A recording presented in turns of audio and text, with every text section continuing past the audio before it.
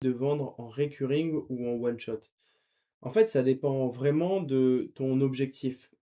Ça peut être une bonne porte d'entrée d'avoir du recurring et ensuite d'upsell sur des paiements en one time, comme l'inverse peut être bien aussi d'avoir des paiements en one time et de garder ces personnes sur le long terme avec du recurring.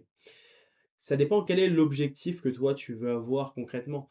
C'est-à-dire que, imaginons, imaginons, tu vises des personnes qui n'ont pas forcément beaucoup d'argent, d'accord? Parce que tu vises, je sais pas, des jeunes étudiants et pour une formation dropshipping. Je dis une bêtise. C'est pas des gens qui vont mettre 10 000 euros dans un accompagnement. Enfin, tu peux les viser, mais ce sera un autre public. Ce seraient des gens qui sont déjà avancés en e-commerce. Là, tu cibles des débutants qui veulent se lancer ou pour leur formation IA. Bon, whatever.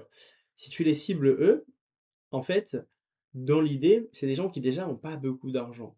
Donc soit tu leur proposes juste un abonnement recurring très bas et qui, toi, te permet d'avoir du recurring tous les mois. Et en plus, ceux qui vont réussir à faire de l'argent grâce à ça, grâce à toute la valeur que tu apportes, tu les upsells sur quelque chose de plus cher.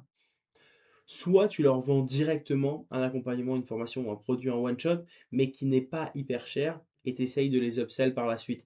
Mais je te conseillerais plus, par exemple, si tu cibles des gens qui n'ont pas beaucoup de revenus, de faire enfin, si c'est des gens qui peuvent, entre guillemets, te payer plus cher par la suite. Parce que, par exemple, l'exemple que j'ai pris dans le sport, il marche pas forcément quand c'est de la perte de poids. Quand c'est de la perte de poids, la personne, elle va pas prendre un recurring et ensuite, potentiellement, une fois qu'elle a perdu, je dis une bêtise, 20 kilos, continuer, tu peux lui vendre quelque chose de plus cher. Donc, juste, faut réfléchir à ça. Le mieux, c'est limite, si tu veux, on en parle en call parce que ça dépend vraiment de ce que tu vends.